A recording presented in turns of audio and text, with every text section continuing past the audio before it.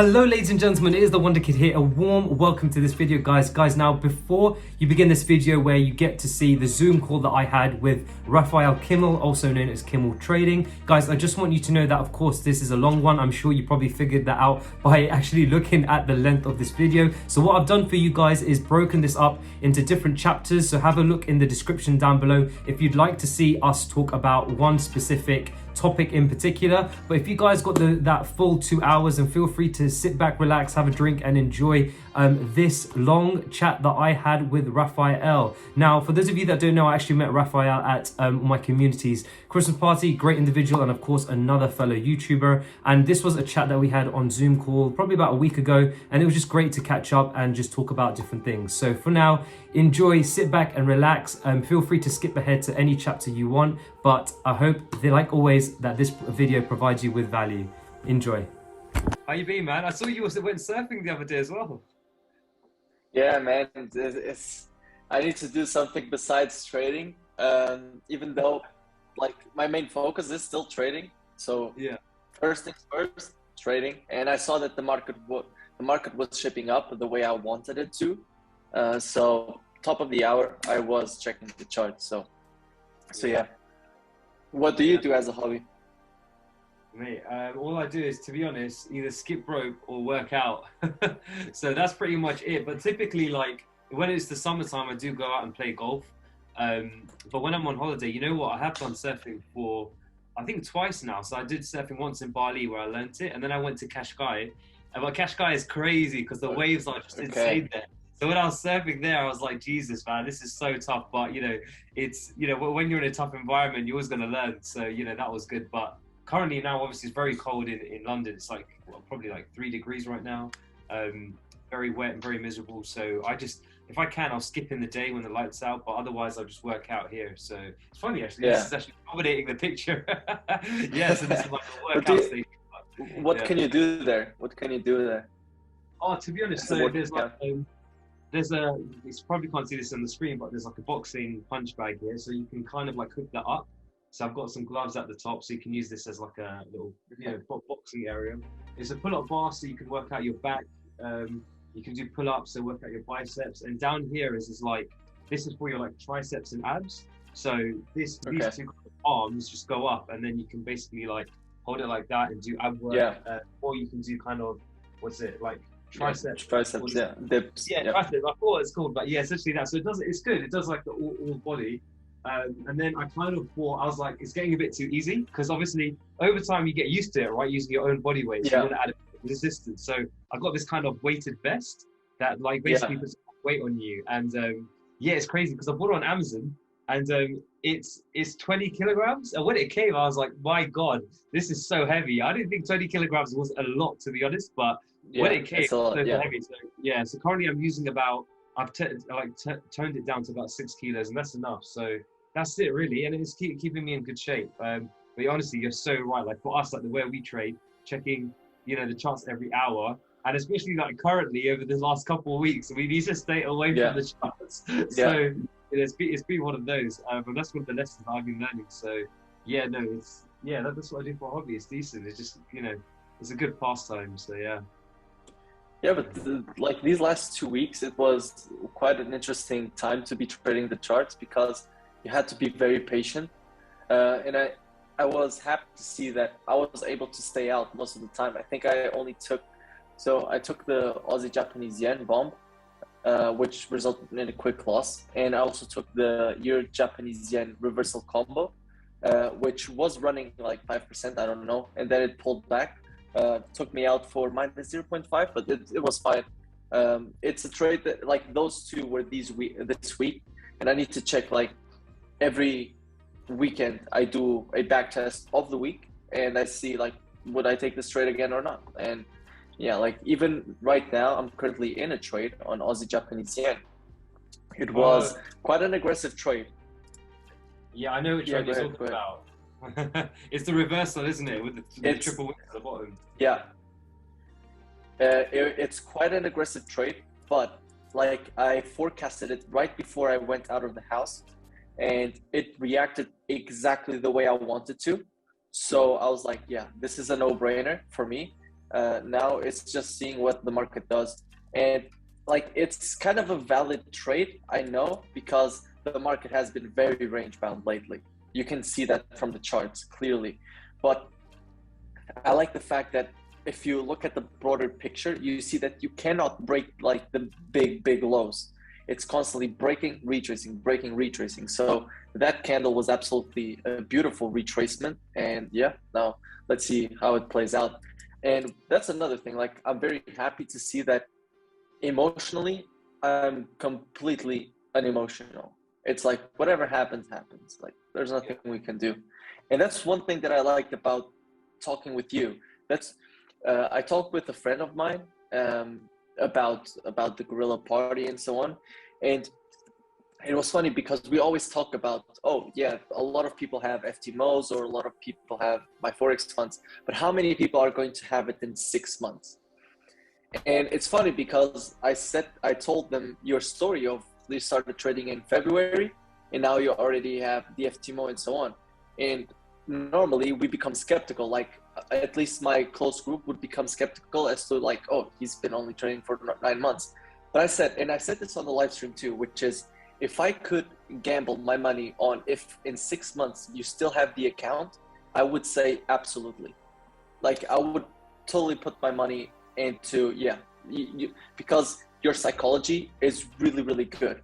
And that's what I really like talking with you and meeting you. It was something that really impressed me. Oh, thank you. Yeah, no, I think that's the main thing. I think even since I started trading, like I think even in February when I joined the community, like, you know, I listened to Joshua, of course, our mentor, and he does obviously bang on about like psychology and all these other things and being patient. But it's understanding, like at the very beginning, it's understanding the truth of what trading is, and you have to basically rewire your brain to trust that. So obviously when you come into trading, the typical thing is, oh, I can either get rich quick, or I can make a lot of money, or I can just quickly enter a trade that looks good. But it really, really is not like that. Firstly, you need not only a strategy, but you need to prove that it works, number one.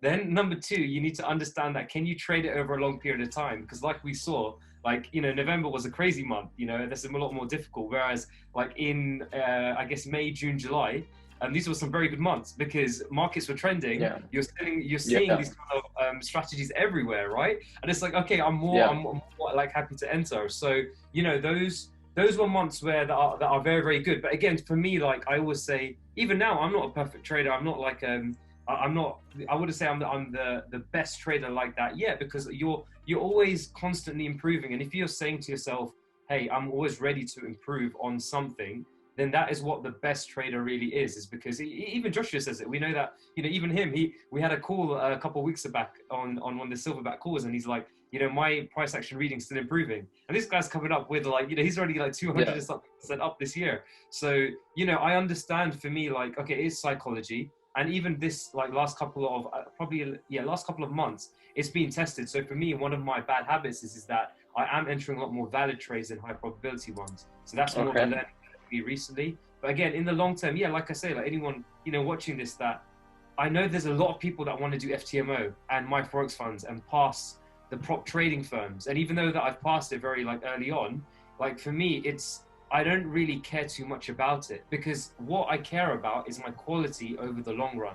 If I'm able to produce percentages, even if, like, let's say I lose an account, let's say even if I lose an FTMO on my Forex funds account, that doesn't make you or break you as a trader. It just tells you, hey, these are the kind of lessons you need to improve on. And the best bit is that if you've got a mentor to compare it with, then of course, you know, you're going to grow. That is the most important thing. And that is, and I think that is also something where a lot of people do not focus on. Like even in our community, it's all about passing FTMO. Oh, when you get FTMO, you become a silverback. Oh, you've got a status. That's it, isn't it? It's like, But to me, I really, really couldn't care less about the FTMOs of my Forex funds. I just know that a lot of people love to hear that you're funded. But to me, like, especially in my stage, like, you know, like obviously it's been my first year, it's more about quality. Like quality, learn. Because I'm doing this for the long run. In 2 years' time, I should be like very, very consistently profitable because I focus on the quality, not on my FTMO counts and this and that. You know, it's all about, for me, being in my first year is still learning as much as you can. And that will be better for the long run, but not focusing on funded accounts like we all do. Honestly, like, it's crazy the number of people that come in to our community and say, yeah, I want to be funded in this month, I want to be full-time by this time, I want to do this, I want to do that. But you know, you got to understand, like, it is about you becoming the asset. As Josh says, you have to become the quality, because that's the only thing that will last in the long run. Exactly as you said, like, you can have an FTMO account, and you can possibly blow it in X amount of time. Again, it's not a bad thing, or it's not a good thing either. It's about, what did you learn from it? How did you become better? So, you know, it's yeah, like I say, it's all about the quality, and we know that. So that's the only thing that I focus on. Yeah, today I just finished reading Market Wizards last week, and now I'm kind of going over the book once again. And there's a book that says, like, if you a quote, I mean, that says, if you are not succeeding, it doesn't mean that you will not succeed. It just means that you are doing something wrong. So, and that's okay. It's like, people think that, okay, I failed an FTMO, I'm a failure. And it's like, no, you just did something wrong. Now, that's how you can look at it and be like, okay, what mistakes did I do? And I think that to me was what really helped me, like, because as soon as I started Guerrilla, I also got an FTMO account, and then I blew it. But now I can look back and not make the same mistakes again. And that's what's really, really helping me right now. Like, I don't really care all that much, even though, just like you, I try to focus on the quality aspect first. Like, I think that's the most important thing. And I like, a lot of people consider being funded a status, and that's why a lot of people fail FTMOs, because you put it on a pedestal, and I'm guilty of it too. You put it on a pedestal because it's like, as soon as someone gets into the live stream, they want to know if I'm funded, because it gives me credibility. So, are you funded? No. Then why am I looking at you backtesting? Now, if someone asks me, oh, are you funded? And I say yes, they're going to be like, oh, okay, let me see what you're doing while you're backtesting. Yeah. It's completely different things. And one thing that I said on a live stream was like, you don't know how much money I have. I could have 10 million, be trading 10 million and not be funded. And someone would ask me, so are you funded? And I'm like, no. But behind the scenes, I'm trading 10 mil. Like, no one knows. So it's the thing. It's because it's a status, people put it on a pedestal. And because they put it on a pedestal, as soon as they get it, they don't feel worthy of it. And I'm guilty of that too. But it's something just to keep improving on. It is. And I think I'll probably add to that, actually, like, for anyone that is going to be watching this, is that, you know, obviously, you know, for example, yourself, Raphael, has been in the trading game for 3-4 years, right? Quite a long time. I've been in it for under a year. Like, you know, we know that it is always about the quality. And, you know, whenever you watch someone, like, obviously you got a YouTube channel, I got a YouTube channel, the people, we've got subscribers, people are watching us, right? There are going to be people, it's funny because I've also had the comments saying, what is the size of your account? How much are you trading? This and that. But the reason why, you know, I believe, like, even from my perspective, that my YouTube account has grown is because I'm hitting the nail on the head with the truth, that it is about psychology. It is not about the accounts. Like, I've never ever posted the size of the FTMO account, even though you probably know the size of my FTMO, and so does other people.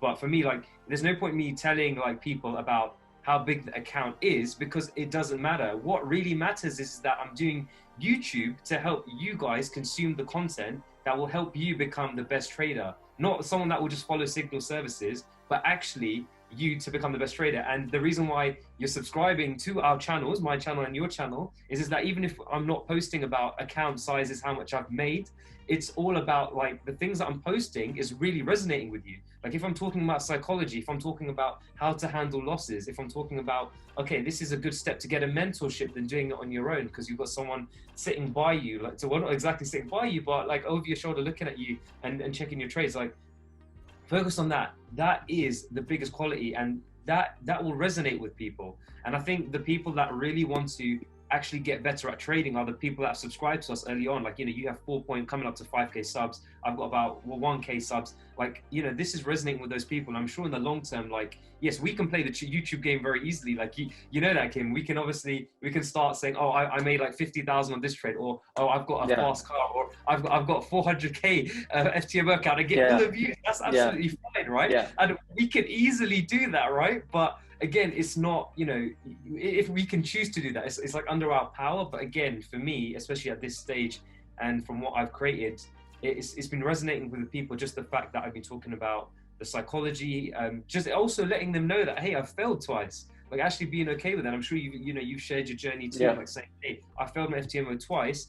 This is why I failed. I entered valid setups more than high probability ones. And then the third one, it worked out really well. And in my verification, I'm not sure if you knew, I was like on quite a bit of drawdown in my verification, and I had 2 trades that made 12%, and that took me past the 5% mark. So again, you know, my kind of habit is that my weakness is that I do enter a lot more valid trades and high probability. So that does have a susceptibility to take me into drawdown, especially in a period of November where we've got range bound markets, right? But again, for me, that is what I know what I need to improve. I'm not saying, oh, I want to make, because I know people in the community saying, I want to be full-time by December, or I want to make 50K this month because now I've got 400K FTMO. You know, it is really, really, really, like, if there's a takeaway message here for anyone watching, it is about quality, really understanding quality. And, you know, like we just talked about at the beginning of this conversation, like doing, you know, you went surfing, I do exercise. Like, it is really important sometimes to get away from the charts, like to actually have a balanced lifestyle, as we call it. Like sitting at the charts all day is no good at all. And and I've actually seen, like, you know, recently a few people from our community leave, which is sad to see. But again, like, you know, it's one of those things where, you know, if you stick by a process long enough, rather than taking, for me, my belief is that if you step away from a process by saying, oh, I've lost a lot, I just want to go away from this, and then come back to realize, okay, I'm winning a bit, but then losing on the losing streak again.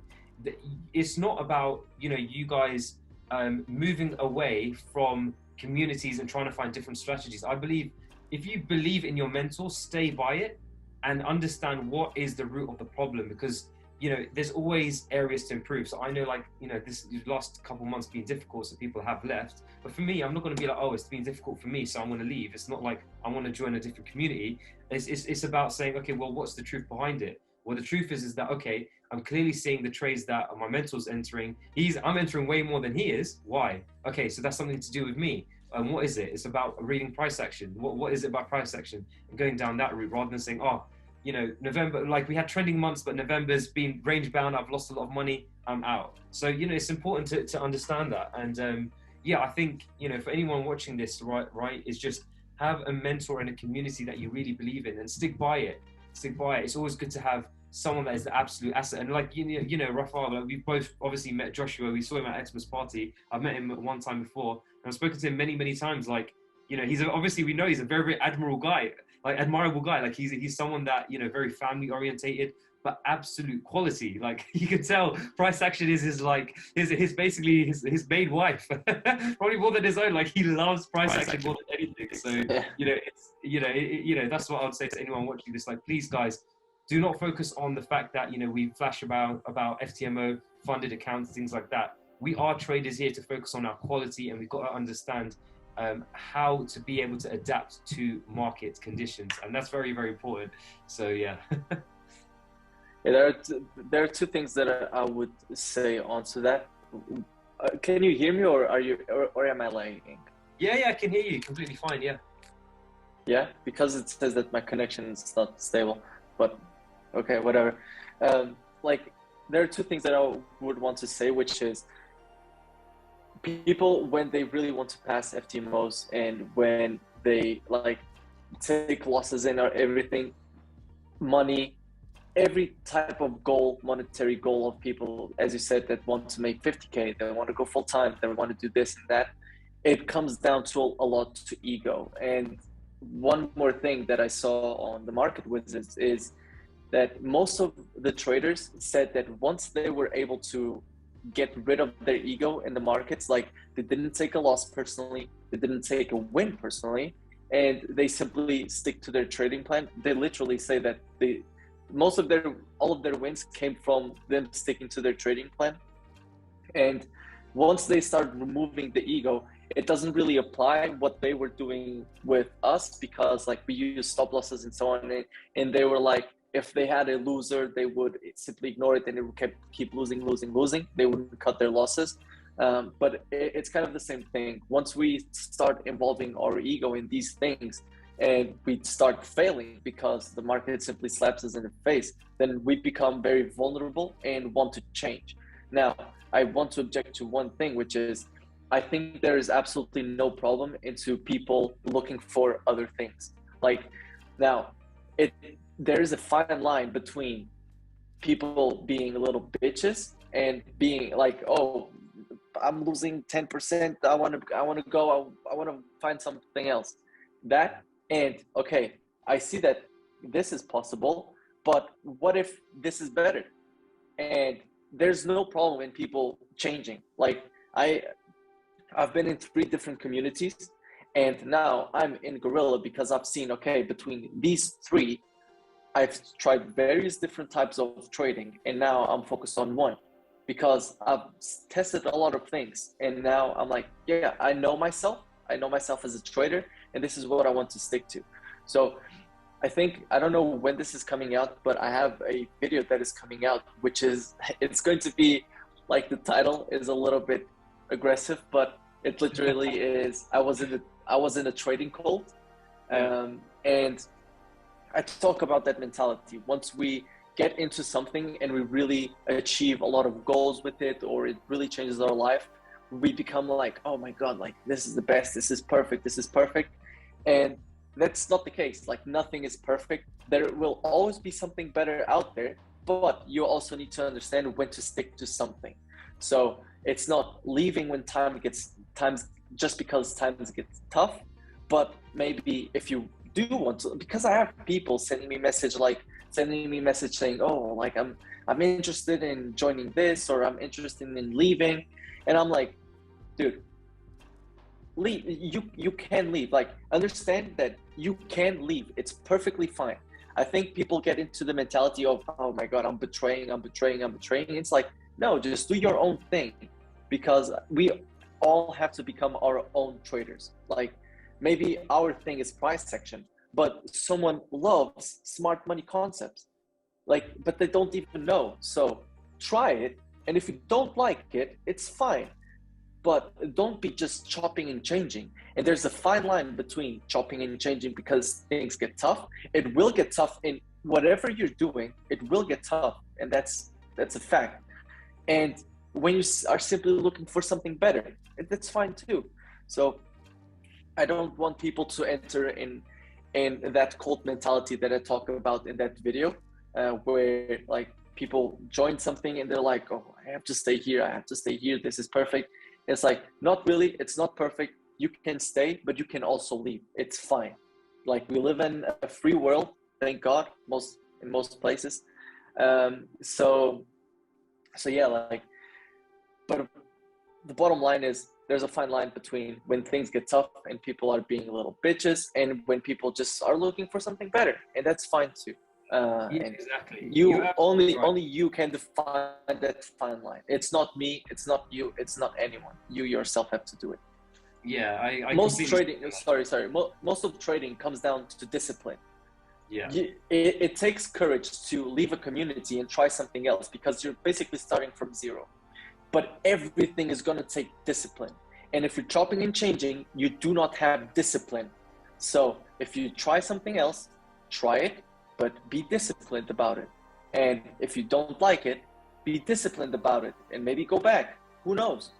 You do it for yourself. So yeah, exactly. I completely agree with that. Like, it is absolutely okay to try something that is different. You know, if you feel like it will, if you feel like you want to try something new, and you're actually, you know, it's completely okay to learn new things. You're absolutely right. Like, even like you said, from price action reading to smart money concepts, which is probably at Phantom, right? Phantom FX. So yeah, you know, you're absolutely right. And you know, it depends also what you want. So for me, if I asked the question for myself, like you said, yeah, you have to ask the questions yourself. So for me, if I said, okay, well, let's say if you've got Guerrilla and you've got Phantom and you've got Falcon, like, why would I stay at Guerrilla? Like, okay, so I'll stay at Guerrilla because, you know, we trade 1 hour time frame, but that at least allows us to have the freedom of time in between, whereas you may not get that with the other communities. So of course, you know, stay with that. So, you know, and also if you're just looking to learn something new, then by all means, you're absolutely right. Like, go and check it out.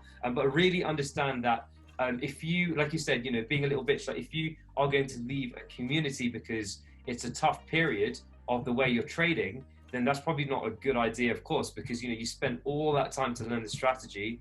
It's probably best to understand the crux of why you want to leave. Like it's kind of emotional. It's emotional reaction, isn't it? It's like, throw my toes at the pram. Oh, it's not working. I want to leave.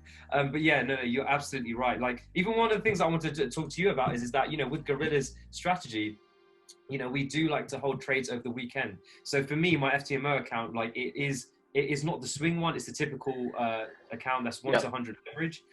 So for me, like I'm starting to consider next year to actually do my Forex funds rather than FTMO, because at least with my Forex funds, you do get to hold trades over the weekend. And obviously we talked about this where we met up, was the only issue with my Forex funds is that the equity drawdown, right? So it will take your equity, it will roll over that, and it will make sure that you've not gone 5% below of the 5% of what your account is. It doesn't drop below that. So, to me, like for me, I'm happy to take care of that and take that kind of con on versus like all the other benefits that my Forex funds have. So that's something I'm considering. And of course, we know my Forex funds is not as glamorous as FTMO, but it's something that, fits the bill. It fits what I want. It fits my strategy. So, it's all good things there. So yeah, no, you're absolutely right. Like it is about development. And even for my subscribers, they probably don't even know this. I'll probably be talking about this on my next Wonder Kid Wonders episode, which is, moving from FTMO to my Forex funds. Why am I thinking that? And that's one of the reasons, because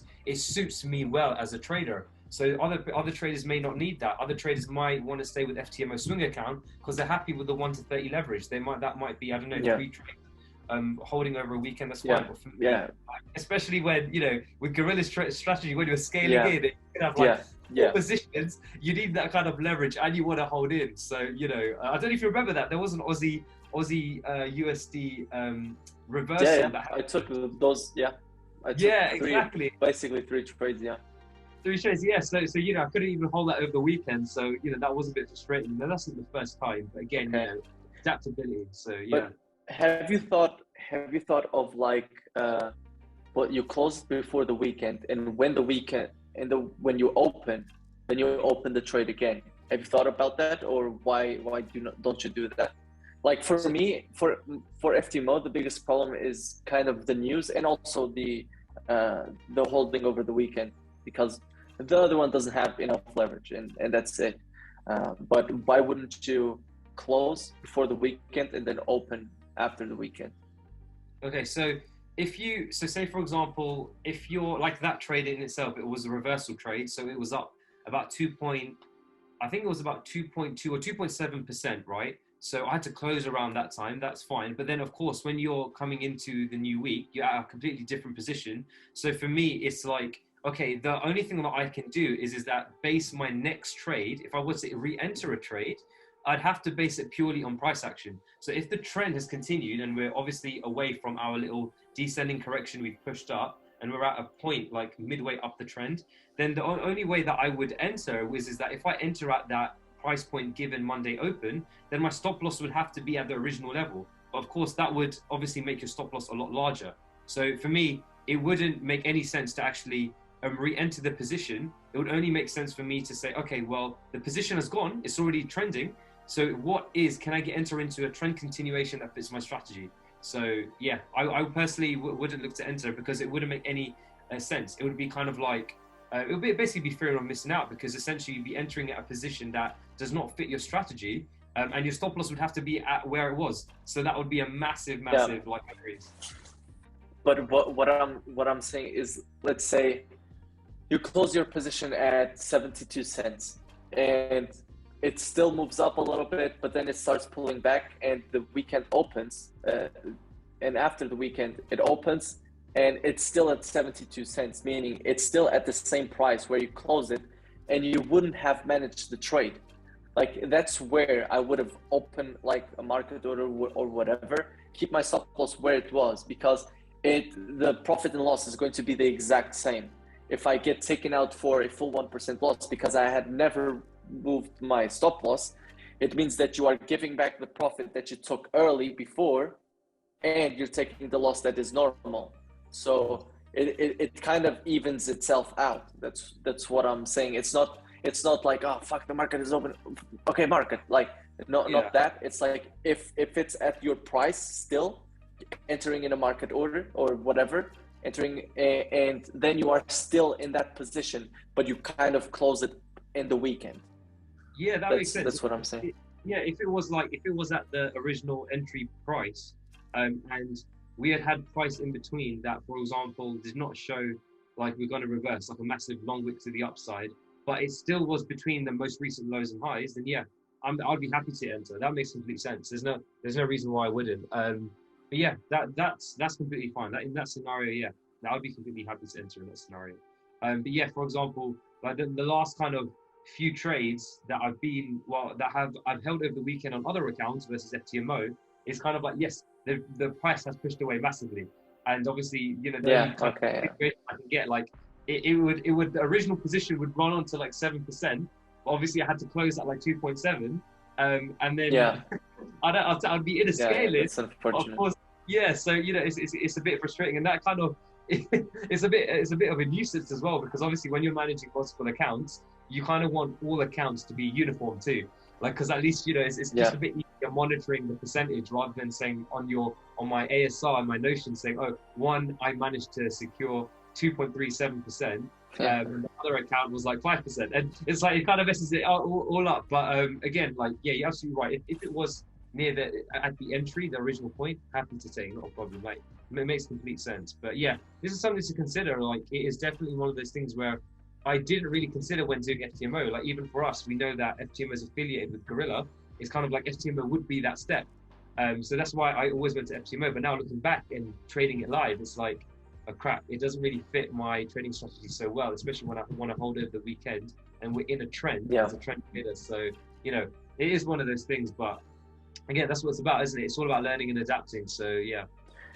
Yeah, both of them have their goods and bads, because if you look then at my Forex fund, you also see that it doesn't really fit our strategy too, because if let's say you are using the 1-to-100 leverage, if you are using the 1-to-100 leverage, it means that you are scaling in maybe on 4 trades.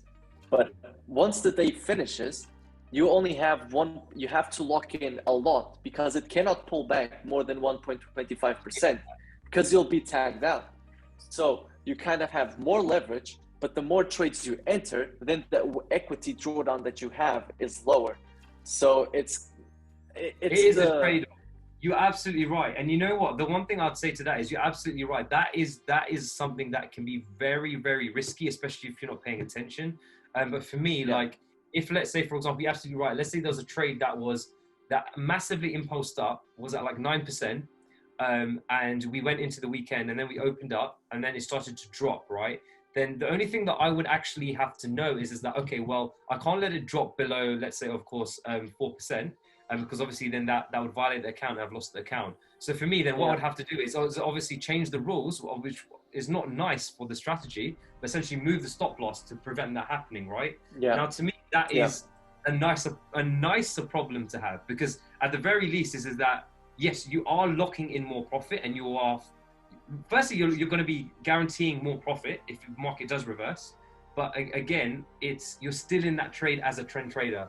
So, you know, you're absolutely right. Like, yeah, there is a trade-off, and it is all trader dependent. For me, like, I would be happy to take on that risk versus taking out a position, especially in a trend. And to be honest, like, even in my backtesting, I've seen it. Like, I remember there was one NJ trend that actually just went on beautifully, like up and up and up. Then it hit the weekend and it went on to like 30% with like another scaling. So 30 plus 15 and 45%, right? So if you're an FTMO, you'd have to take that out and then it just continues, right? So, you know, it's things like this where I just want to be prepared. And yeah, you're absolutely right. That is definitely one thing to definitely watch out for with my Forex funds. Did you manage to speak to the CEO, right? How was that interview? Yeah, so that interview is coming out on the 14th. Not this weekend, the next weekend. And I understood where he was, like, he is obviously coming from the side of being the CEO, and it's like, we want to lock in we want you to lock in profit, because that means that we will profit too. Like, they do not care about our management rule. They simply know that they want profits. So if you have profit running, you have to lock it in, because they want to make money.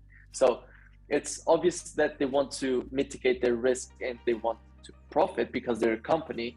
And another thing that really shocked me was he said that like 10% of traders use stop losses, the rest doesn't.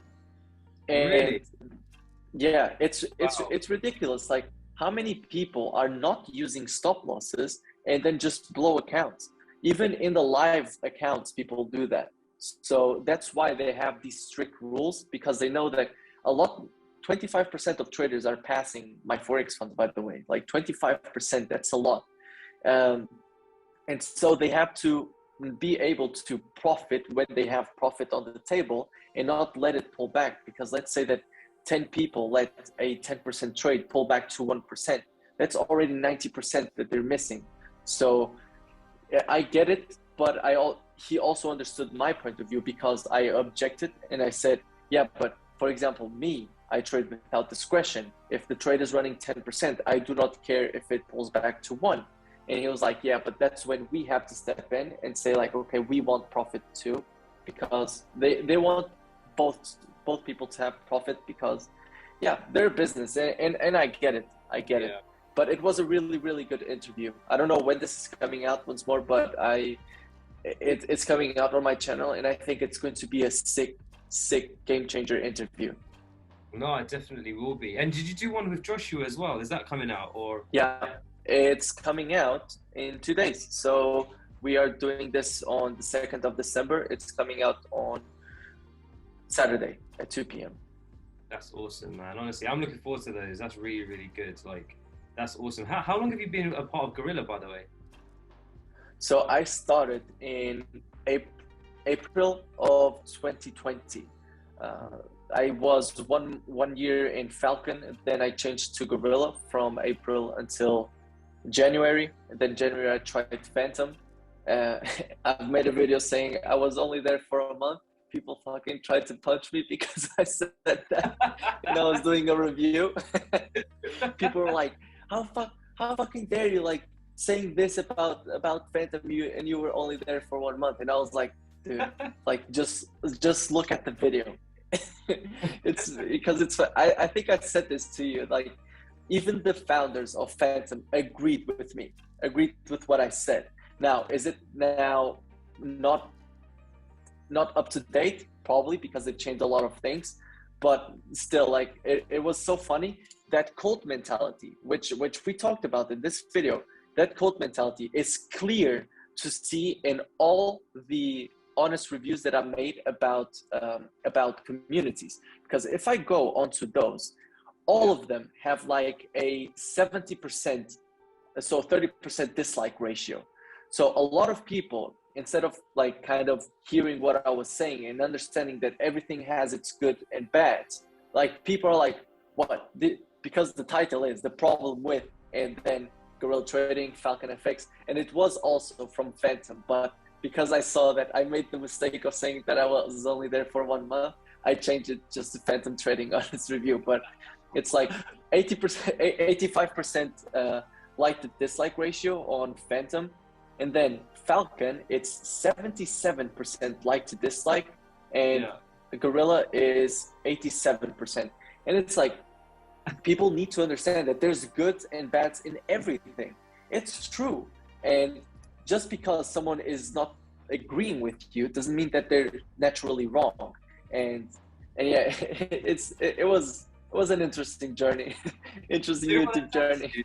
You know what that tells you about the Guerrilla one? So the Guerrilla one had the nicest ratio, right? So basically tells you that the people from Guerrilla were a lot nicer when they were hitting dislike, if that makes sense. Like, the other people from other communities were like, oh, they were very, very defensive. But again, like, it's absolutely right. Like, when you're putting these videos out there, of course, it's your perspective and what you've given. And other people like that would be disliking the video. They'll obviously be very defensive when it comes to their community, emotionally attached to it. Yeah, and that's completely fine. It's great that everyone has a passion, like, but of course, I guess one of the good things to take away from this to anyone that's watching is to always appreciate and try and understand other people's perspective. It's like, I know quite a few of my friends that have left Guerrilla for one reason or another, and I can just be like, oh, you've left Guerrilla for another community. But of course not. Like we discussed earlier, like, if you want to try something, you respect that, and because if they're your friends, if they're not your friends, it's like people are on different journeys. Like just because I stay at Guerrilla doesn't mean that Guerrilla's one way,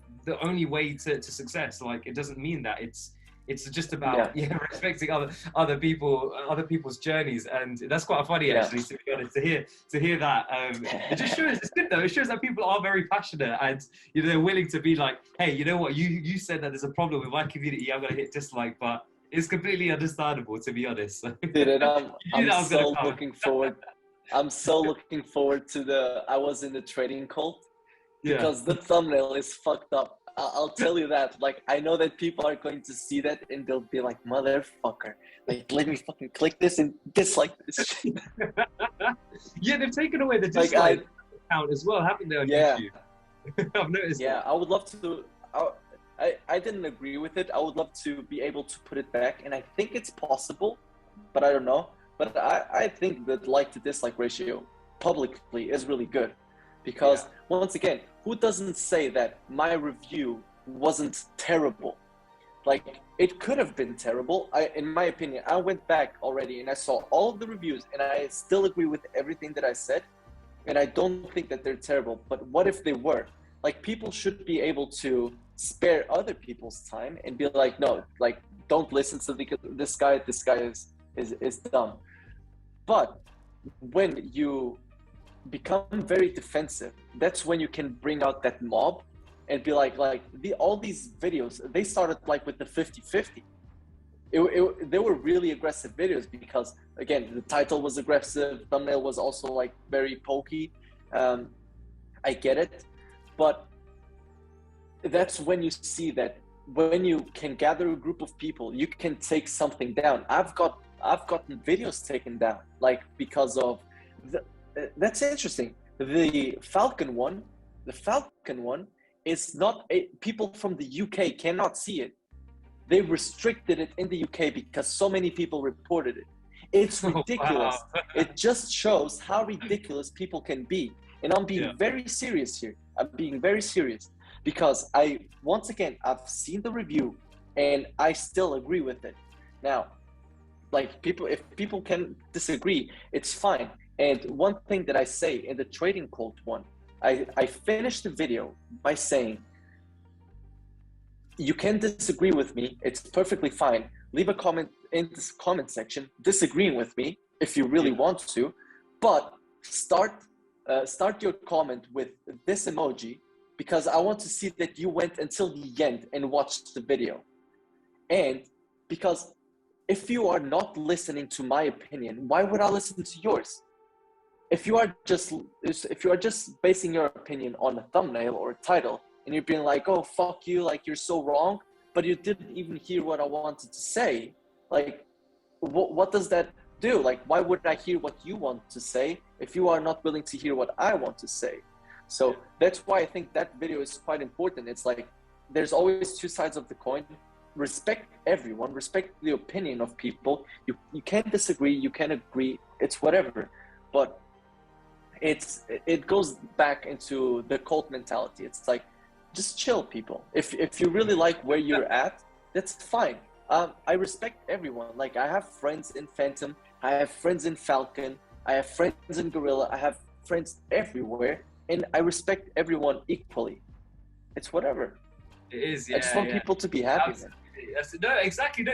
And to be honest, you would get this as well. You know that these kind of videos would happen like that because, of course, you know, as a YouTuber, you're growing, and you know you're going to get more and more people to view your channel, and of course, you know you're going to get those people that are very, very, like, I can put it, very, very not only defensive but very passionate about the community. So it will happen, and you know that as you grow, that you will get more of that. But at least you would know that the majority of people do respect it, isn't it? Like, the majority of people are watching, liking the video, and saying that is a good review. So to be honest, I would actually be happy with the 70-30 on something like that. If it was like a 40-60, 40 likes, 40% likes, 60 dislikes, then obviously there's a problem with the video, because obviously we've not had a very honest review. But you're absolutely right. I think the ratios, what you said, are very accurate for that kind of video. So to be honest, I wouldn't even take it as a negative. It's just, you've done a very good video. No, I don't take it as a negative.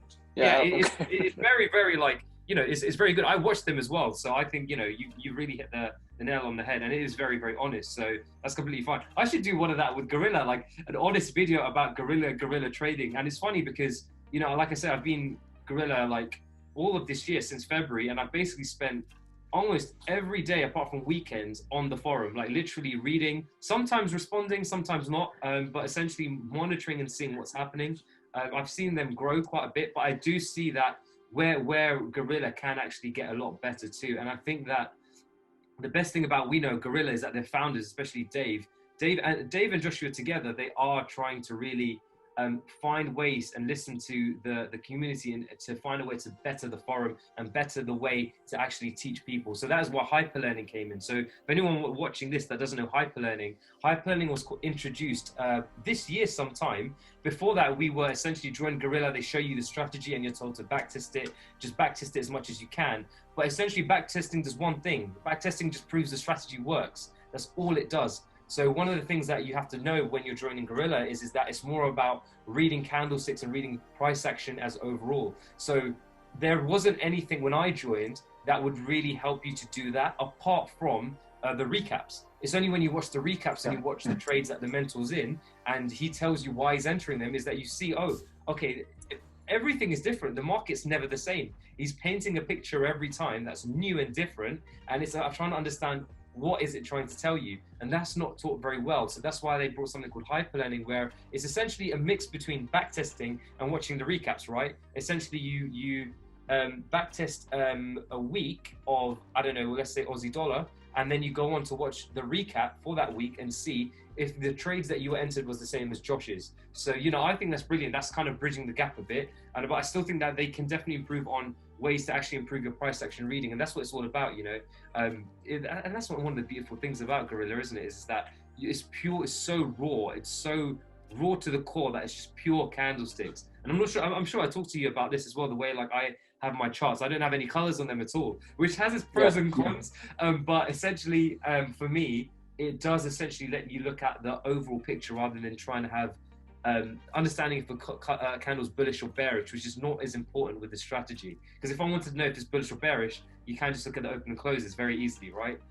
But again, it's all strategy dependent. So yeah, I think I do get that asked a lot as well. Where's the colors on your candles? It's to be honest, it's not really needed. To me, again, it's all about reading price action. So it helps taking away the colors, just helps you, for me, to see it a bit better. And I think that's another point to come on to, is that creativity. I mentioned this in my YouTube videos. Anyone that's watching and wants to become a better trader, try to embrace your creative side as much as you can. You'll see all the top traders in the world. Not only that, I'm not only talking about the hedge fund guys and the actual professionals out there that have worked for big institutions, but the retail traders amongst us. Especially, for example, Johnny Godfrey, I know, Swaggy C. You also see these other YouTubers like Mamba FX that does like to flash his cash a bit. But again, they all have creative nature. They all are very unique in their own way. And that's what really, really helps, I guess, propel you to read price action a bit better. And even Kimmel's very unique in his own way. He'll have his YouTube channel in his own way. He'll have his thumbnail set in his own way. And that's unique to him. You see me, like, for my example, I have Wonder Kid. I have 3 colors. I like white, black, gold. I like my logo, and I just brand it like that. And of course, I have my thumbnails very similar in those colors. So it's very creative to me. And you know, I have my charts very similar to that. So if you want to be a good trader too, if you want to be a good price action trader, rather than relying on indicators, which can really, really be difficult, especially when market structures and market phases change, then embrace your creative nature. If you're able to embrace your creative nature, you'll be able to paint the picture as price action is showing you, because that is what it's all about. No two kind of pictures painted in price action are the same. It is always changing. Candlesticks are always changing. So for us, it's kind of trying to understand and decipher what's happening. And I think that's I'm a big believer in creativity, and you've got to have a bit of a creative mindset to be able to see what could potentially happen. And I think that's where sometimes it can go wrong, isn't it? Is that we do have traders that can become funded very easily. They can without strategy, hit 1 or 2 trades and become funded. But then they're like, okay, we've got a correction here, break of the high, enter, but not reading the surrounding price action and seeing where we enter. And we know that also, I think in November, you must have seen that euro dollar trade that Josh was in that made 6.7%, right? It was coming from an ascending, and it was starting to like kind of shadow out. And then we had a big candle down, but we had a wick, and that put off everyone. But essentially, if you read the whole thing, you'd be saying, okay, we had a strong candle down. It's massive compared to everything else. Like this is a very, very high probability setup, isn't it? And you know, it's that kind of eye to understand. That's a creative eye. So I definitely advise people to try and embrace the creative side in some way, because that will only do you good in trading for sure, for sure. That takes me, like, I can add on. I can hear my echo, by the way. I don't know. Yeah, I can hear you. I don't No know. worries, I can definitely hear you. No, I say I could hear my echo. But Oh, one thing that I want to add on to that is that with your creative side that you mean, I completely agree. And one thing that I always tell people is our goal as traders is to become independent. In 10 years or whatever amount of time, you shouldn't always be relying on comparing your trades with someone else's trades.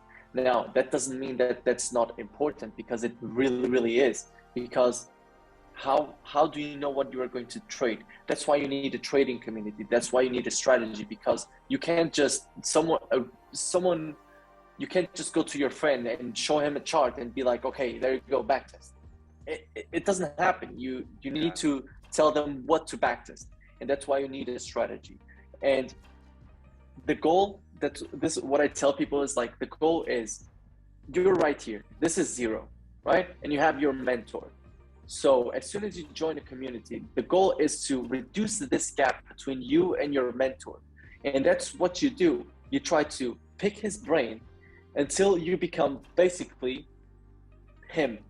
You can hear everything that he's saying, and that's when you start bridging the gap. And the results might not be the exact same, but the thought process are the same. And so you start having consistent results, start having consistent thought process, you start becoming consistent in your trading. And this is how you bridge the gap between you and your mentor. But afterwards, you have to outgrow your mentor too. You need to learn new things, because if not, you're always going to live in his shadow. So that's when you have to embrace your creative side and start trading your own way. You need to that's why you need to build your own trading plan. Like in my Discord, someone said that this trade was trash. And I was like, I like this trade. It was beautiful. Like, to me, the trade that I took on Aussie Japanese yen, a lot of people might not have taken it, but to me, this was beautiful. And that's when you start adding your own character onto the market.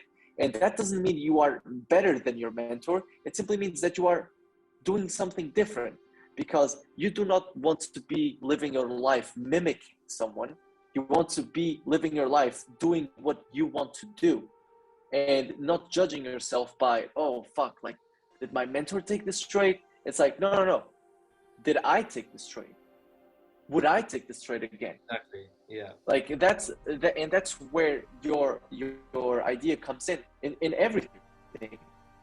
Embracing your creative side. Like, don't look at someone else's chart and be like, oh, I want the same colors. Of course, you can do that. It's fine if you like it, but embrace your creative side in everything in life.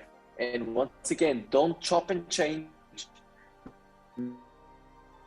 Make sure you are disciplined, stay consistent with your learning, and then move on.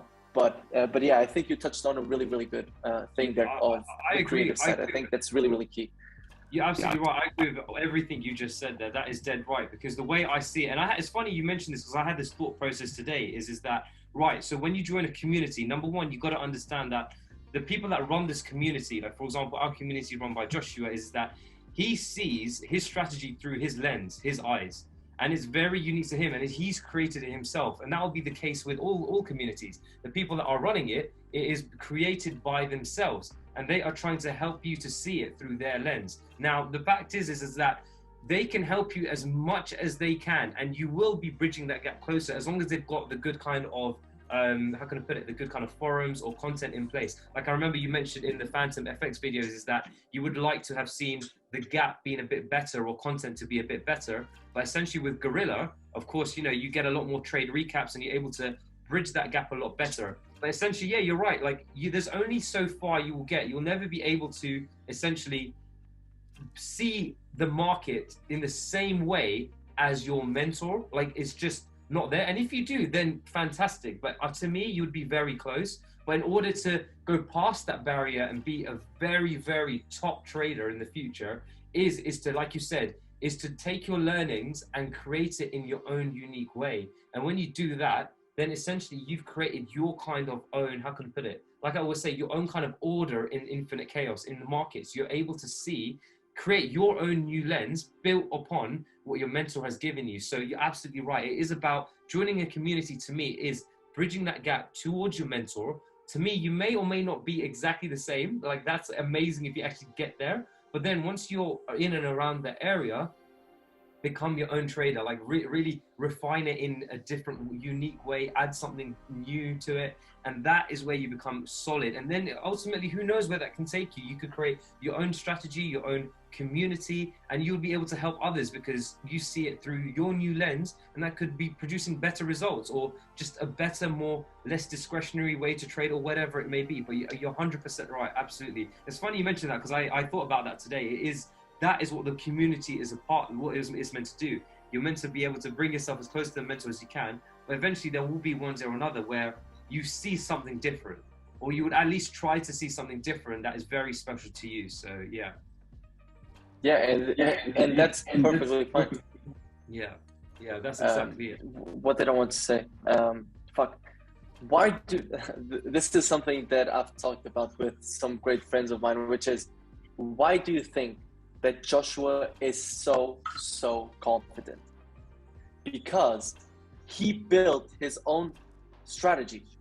He does have 14 years trading, of course, but he built his own strategy, meaning that if there is someone that trusts this strategy without any doubt, it's Joshua. He simply knows that, okay, I see this price action, boom, I'm gonna take this trade. We have to work towards that. But the goal is becoming extremely confident with something that you find. And it can be the exact same strategy, but something that you've proven to yourself so well that you know in your mind that this works, no questions asked. Yeah. Like, that's the thing. You will only achieve peak confidence when you do something by yourself.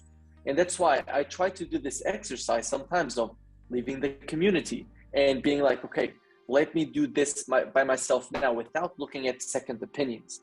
And that's when I try to build my own confidence. Now, can this be putting me maybe a couple of months back in achieving high success? Maybe, but I don't care, because I know that long term I will reap the rewards from the confidence that I will get from all of this.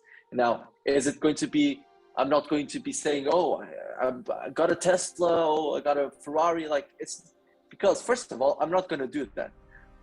I think it's, where did I Apart from the Tesla bit, because I know you love Teslas. I know you love Teslas. I know we talked about this. I know you're a big fan of Teslas. There you go. I knew it. See, anyone watching this, I knew it. He says the Ferraris are Teslas, but he will be flashing his Tesla one day. I promise you that. That's a guarantee. I said it here first. No, I won't be flashing it. No. But yeah, it's all about confidence, and your peak confidence will be when you get something to you. Like, and that's what I like with Phantom, which is, in Phantom, you become your own individual so clearly. Like, I know maybe 3 people that are trading Phantom's way, and all of them look at the market some way different, but they're all very confident with their strategy.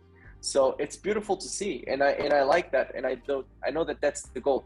All the top traders that I know, they don't care about, oh, did someone take this trade? They're so confident in their strategy and their capability of being successful and consistent and so on, because they've built their own thing. Now, once again, does that mean that you have to leave the community and you have to find something new? You have to look at the charts and find something new?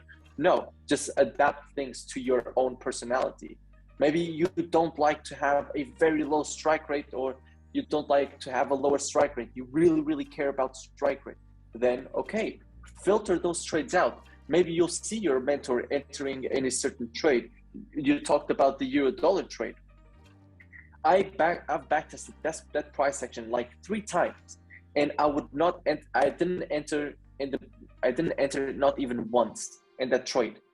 And it's funny because I've taken a loss on Aussie dollar and Aussie Japanese yen, which was a combo loss. It took one candle and it took me out of both trades at the same time. And I've backtested that price action maybe an extra 5 or between 5 and 10 times. And every single time I entered in the trade. So because I know how I trade, and that's what I like, and that's what I preach to people. It's bridge the gap and then create your own. And that's how you will become extremely successful. And that's what I'm doing right now. And I know that that's what everyone tries to do. So yeah, I think that's exactly it. So for me, even just like you said, so for me, I think in the longer term, like the kind of Wonder Kid brand and the thing that I've created is that, hey, I've got the foundation of telling individuals that it is about psychology. And now this is the kind of phase in transition saying, okay, you know, I've been in a mentorship in a community for X amount of time. Yes, I've learned the strategy and there's always something more I can learn. I may never see it exactly through the lens of Josh's, but I think, you know, with my brand is eventually it will be, I'll be trading my own kind of strategy. It'll be in my own way and helping others to see it in that way and just going with that. And you're absolutely right, because essentially as soon as you see that little thing which other people don't see, but it really fits your personality and you, then you bring confidence into that. And what happens when you bring confidence is that you're okay with taking losses, and not only that, but that you're able to stick to the strategy a lot longer, and you will essentially reap the rewards. And that's all it is. It's a difference between confidence versus not being confident. This is why I made that video about talking about changing risk percentages when you're taking FTMOs and things like this. Is that people have this, they love it. It doesn't make any sense to me, but it's kind of like saying, okay, I risk 1% when taking the challenge. Okay, I passed the challenge. Now I'm in the verification. Take your time because it's 60 days. Okay, change your risk percentage to a half, or change it to this. When you have your account, change it to this. To me, like whenever I hear anyone say that, changing risk percentage, it kind of is like saying, okay, I'm starting to be a bit more fearful because I've gone up a stage, rather than being on the side of confidence. It's fear versus confidence. So I always say, hey, like, no matter what happens, at least know that you execute your plan to the end as best you can. And if you go out, then understand that it is not the changing of risk percentage that took you out. It is the fact that the plan and the amount of plan conformance percentage you had was not there. And that is what the real issue is. It is not about changing the percentage. Because essentially, I say this all the time, when you're taking verifications for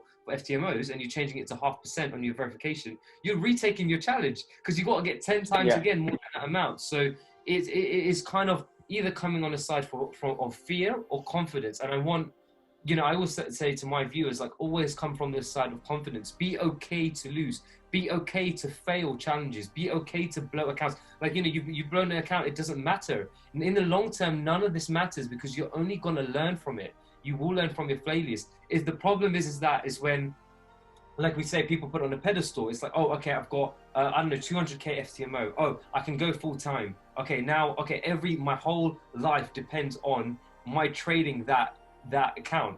That is a very, very tough position to put yourself in. Because if you do that, not only will you be entering more valid trades and more nonsensical trades, you'll be chasing the market and having FOMO, but you are more likely to blow that account than anything. It will have a subconscious psychological effects more than the kind of euphoria of having a big account and saying, I can sustain my life on it. You know, it is all about plan conformance. How well can you stick to the plan? And that has nothing to do with changing risk percentages and things like this.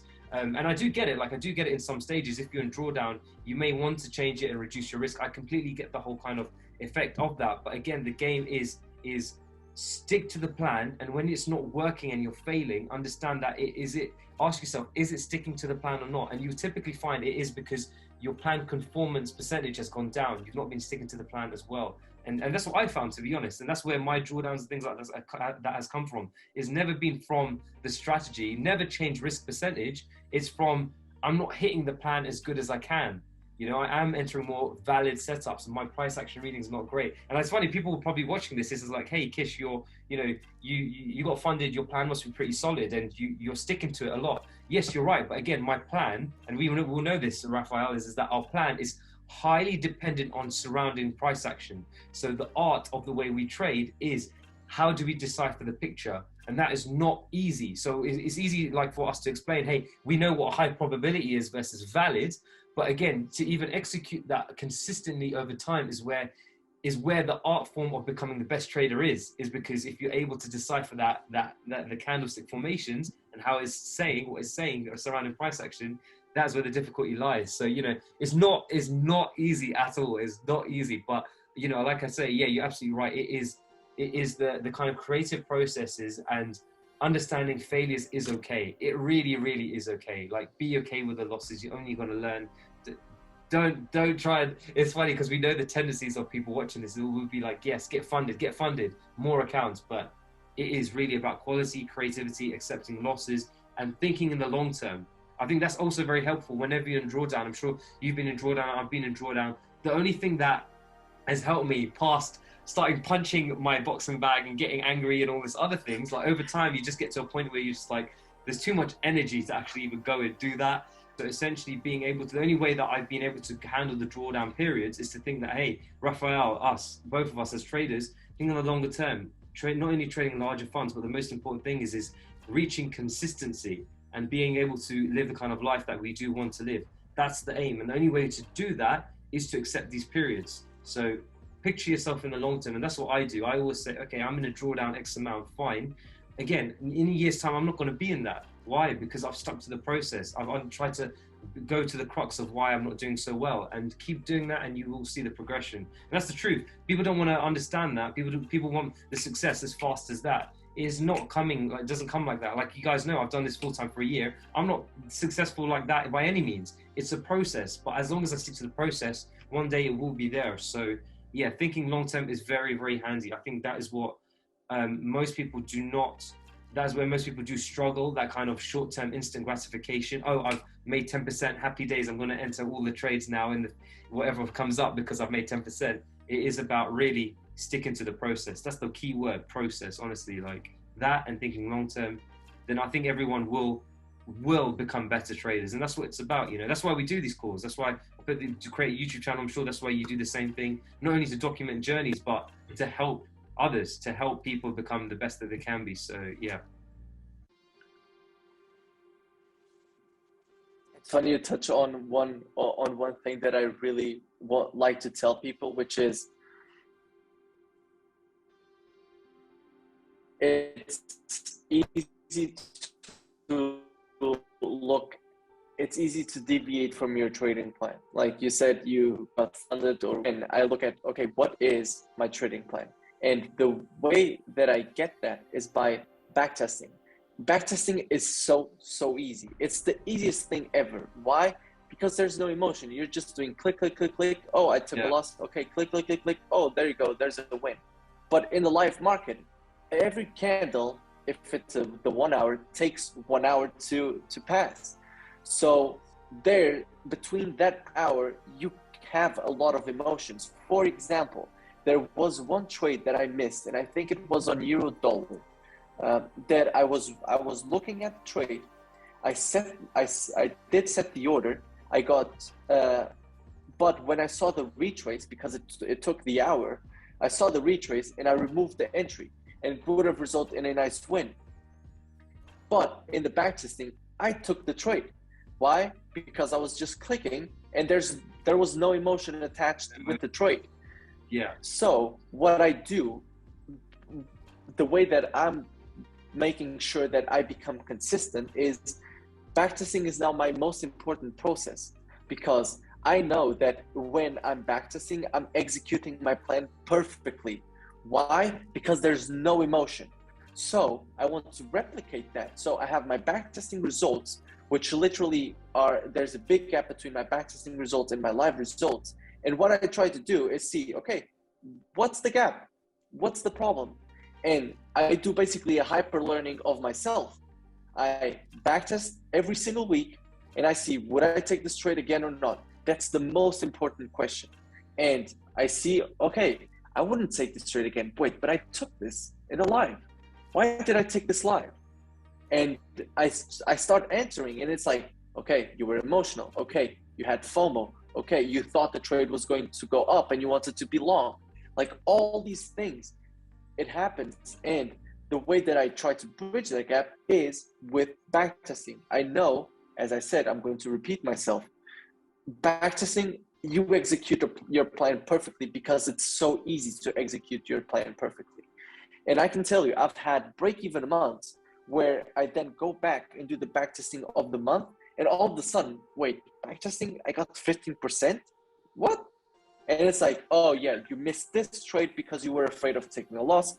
Okay, you took this loss because you were emotional of this loss right here. No, you didn't take this win because you were emotional of this loss. Oh, you took this win, but it wasn't a good trade. So all these things is what you can do from the trading processes. It's so important to dig deep into everything, be it the hyper learning, be it your self hyper learning. We'll call it self hyper learning. Yeah, so yeah, it's the thing. It's really easy to be like, yeah, like I'll do this, but not really. Trading live is hard. Backtesting is easy. So what you want to do is replicate the where you have the best results. You want to replicate that, and that's exactly where I want to get at. Of when you put something on a pedestal, where I came from fear. So I lost one account. It was like 1.5 years ago, and once I got my next live account, I did basically what you don't agree with, which was reducing my risk. So I'm risking 0.5% because I come at it from a defensive standpoint instead of trying to be aggressive. And it's not really aggressive. It's, as you said, sticking to your trading plan.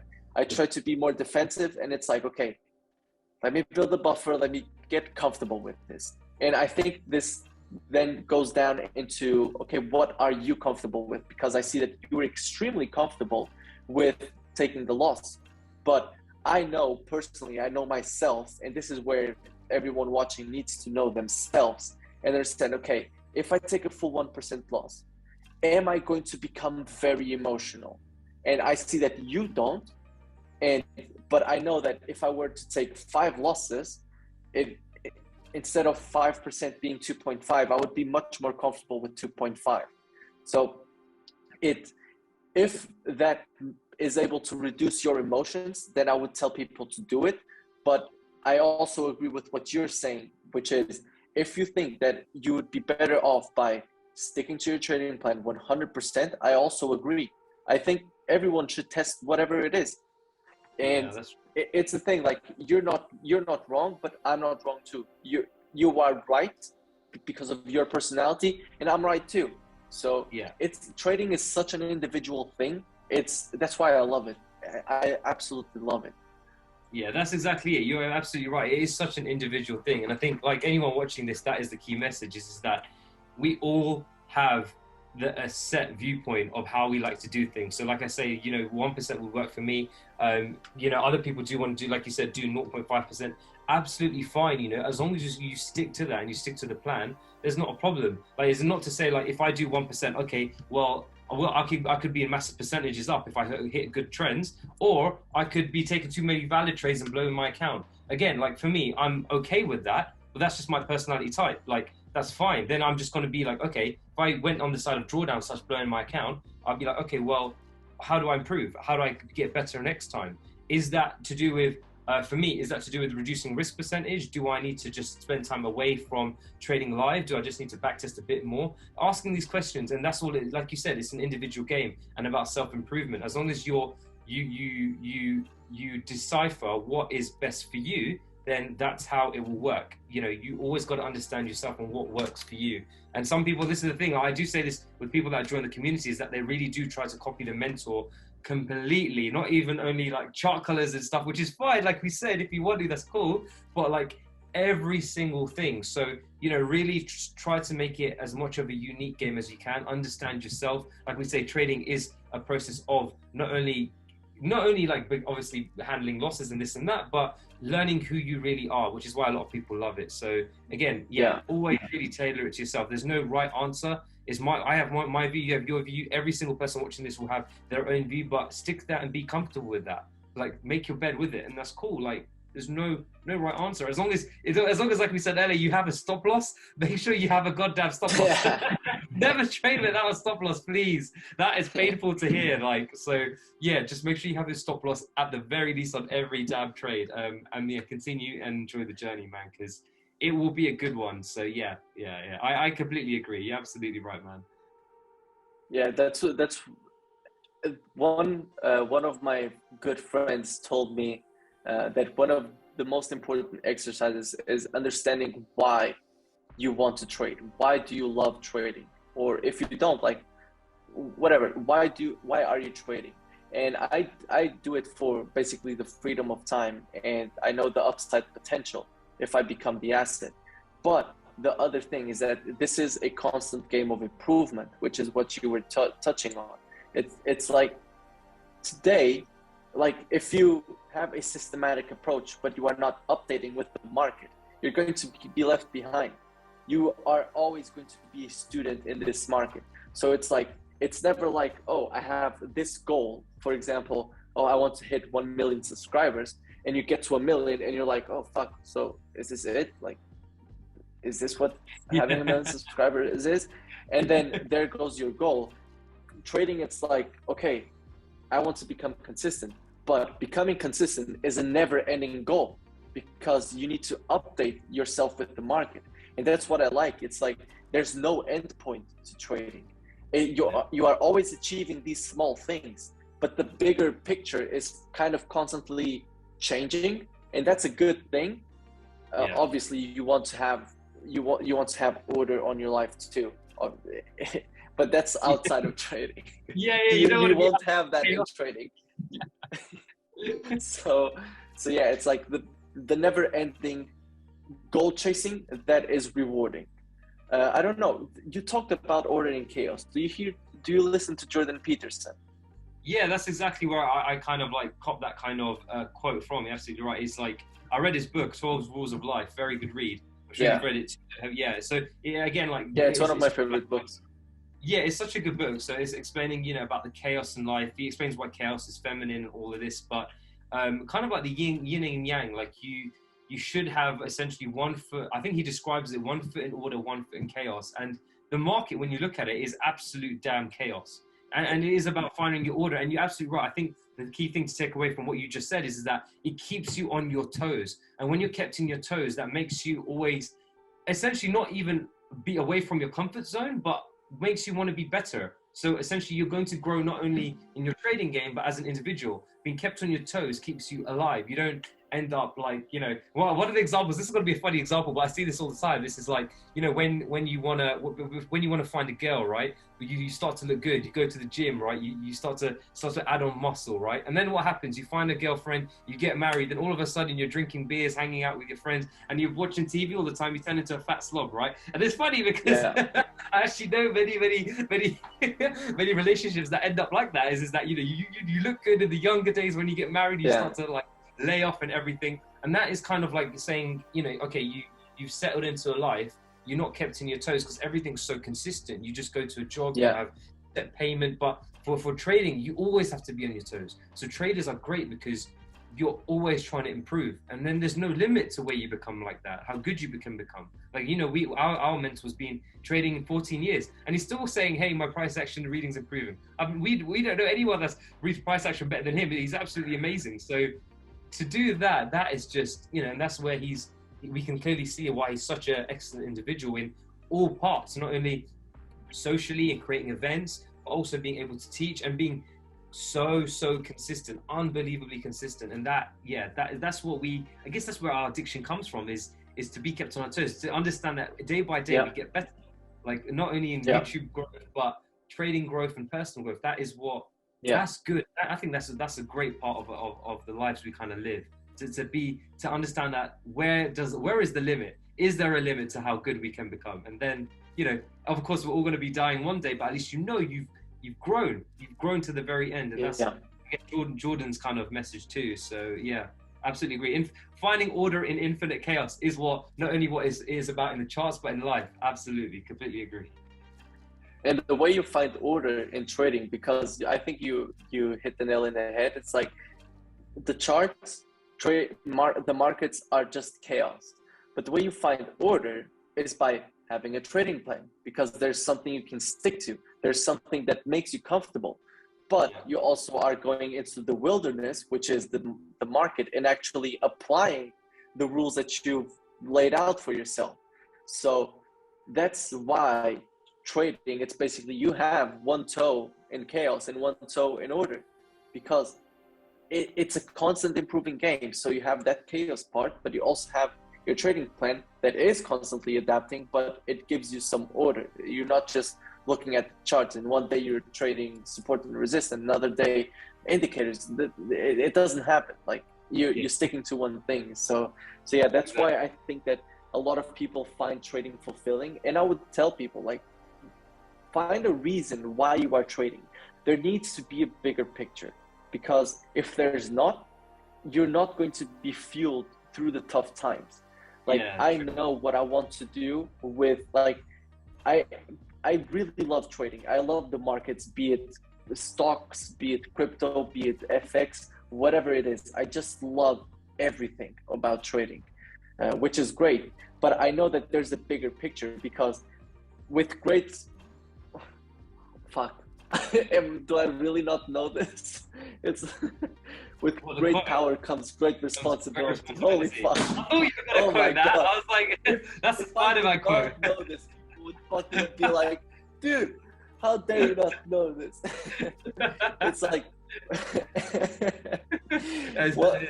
once you get highly successful, it's not about keeping your success to yourself. You become a billionaire, you do not keep your money just to you. You try to spread it out. You try to make the world a better place. And that's what I want to do. I know what I want to do with money, like, because money can be a zero-sum game in a lot of ways, but I know that one can make a lot of good too. It's like, money is not the root of all evil. Money can do great things. So, and I know that this potential that trading has will only propel me to doing great things outside of trading. And that's my bigger picture. I have something that I'm working towards afterwards. I don't care about money long term. Of course, I want to be financially free. I want my family to be financially free. But you don't need all that much for your family and friends to be financially free.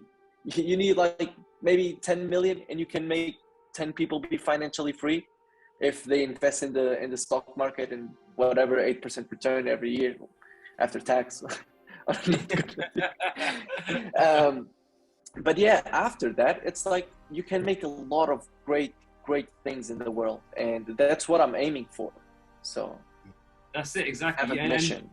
No, that's very admirable, and I'm sure anyone watching this could hear you. Like, you have a certain perspective in the head. It's like you said, for example, you said the amount of money, like, it's not that much that you need to be financially free. And the idea that you said, when it's not that much, and you said 10 million, like, when people watch this and hear the idea of 10 million, they'll be like, oh my God, 10 million, that's a lot of money. Like, that's a lot. But for you, you said, that's not too much. That's enough to be financially free. That's because your mindset is for a lot more than that. And when you aim a lot higher, you at least know that you will hit some milestone there. If you only think a million's going to be a lot, and in your life you reach 100 grand, you're going to be like, okay. But if you have a mindset of saying, okay, I want to hit 1 billion, whether that's either funded or whether that's in my account, then at least you'd know you would be at least getting 10, 20, 30 million. It's your mindset. It's all about that. And once you got that, then you can decide what you want to do at that point. There's no reason saying, okay, I want 1 billion and I'm going to keep going till I get 1 billion. You might just say, oh, I've got 50 million now in the bank.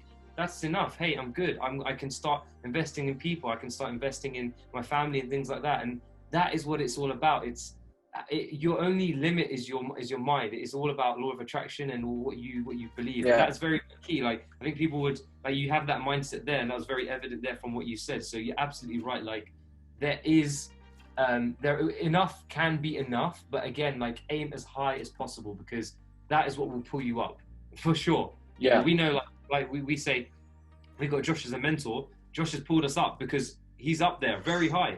If we have a mentor that's not so high, we wouldn't be pulled up so much. So it is all about that. And I think, yeah, absolutely, you like you said, you hit the nail on the head. That is absolutely right. Dream big and can keep going, and like you say, have a why. have a why. That is the most important thing. You're right, because for me, like you explained your why. Like you want to be financially free, that your family is all supported, and you love the markets, and that. For me, if people knew my kind of journey and how I find trading is now my home. So for me, trading is live or die for me. So the way I see it is either I do this or I might as well be dead, because trading is literally like, it fits in with not only who I am and my lifestyle, but it bodes well with how I think and literally everything, every single thing. So for me, it's like, okay, I got to make it. I have no option. Because there's nothing else in the world that I want to do. This is it. Like if I had the choice, it would be this. This is able to not only bring, like you said, the financial freedom and things like this, and support the family and be able to invest. Basically, a kind of lifestyle where you're not only living a great life, but you're helping other people around you. But it just bodes well with what I want. And to me, it's binary. It's either that or I might as well not exist. So that's kind of my mindset to it, which is why even through tough times, I continue, I push on. I might be upset for a little bit. Nowadays, I'm not very upset because I've got used to it over this year. You got to have that why. If you don't have the why, then the tough times will beat you. There's a saying, like you had a quote. I've got a quote from Floyd Mayweather, the boxer. Tough times don't last, tough people do. So you gotta remain tough, and tough people have that kind of why, and that is what keeps them going. So keep going. And then there's that. And if you find yourself like not only like switching communities because, like you said, you've been a little bitch and you don't want to this and that, or you want to end trading, then maybe your why is not strong enough. Maybe you're suited to something else. And again, that's completely okay. You got to know you, and that's what it's all about. So yeah, completely agree. Yeah, and I think you also touched on something good, which is you need to understand if trading is for you too. Like, it's not for everyone. Like, some people just can't handle it emotionally. And it's not something bad that you can't do it. It's like, just find something that suits you. Like, Mike Tyson is not trading. He found boxing and he was like, yeah, this is my life. This is what I love to do. Like, I can talk. I talk with my father about stocks, and he doesn't really care. He doesn't care about the markets, but I'm super passionate talking. And like, if I would tell him, oh, look, here's the potential in trading, he would look at it. Maybe he would do it, but then he would be miserable. So it's like, what really moves you? Like, do you want to be miserable in your life? Maybe you want to be a writer, and you are getting minimum wage by being a writer, but at least you're extremely happy. And I think that's the number one thing. Like, I don't care what you do with your life. If you're happy, that's perfect. You don't need much. And it takes me to my other thing, which is having an abundance mindset, which is, I know that there's so much money out there, and whatever amount of money I want to get, I know that I can do it if I work hard enough. Now, if I tell my mother that there's a possibility of me getting like 100K funding, she's like, why would anyone give you 100K funding? And it's like, yeah, but that's possible. I know that 1 million is possible. I know that 10 million is possible. I know that 50 million is possible. All these things, because I know money is so abundant, like love is so abundant, friendship is so abundant, everything is out there if you actually look for it. But if you don't think that it's abundant, like, oh, no one loves me, what are you going to do? Unconsciously, you are going to meet someone that really likes you, but they're like, but you're going to think, what does he really want from me? Because he doesn't love me, for sure. And it's like, maybe he does. And the same thing is it's with money, which is, can I get 10 million? I don't know, but I probably can't. And then you start kind of pushing yourself away from that 10 million, that 1 million, whatever. But if you have an abundance mindset and you're like, yeah, I can have 100 million if I work hard enough, then you know that the possibility is there. But if you cut your legs and you're like, oh, yeah, I can't get to 100K, it's like, okay, then you probably won't, because unconsciously you don't believe in yourself. And yeah, I think that's where a lot of people, like, really, as I said, cut their legs.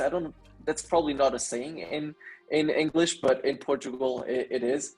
You cut yourself by your own legs and you don't let yourself progress. It's the limiting beliefs. And I think that joining this trading community really helped me in the beginning, because I was like, yeah, 5% a month is really good.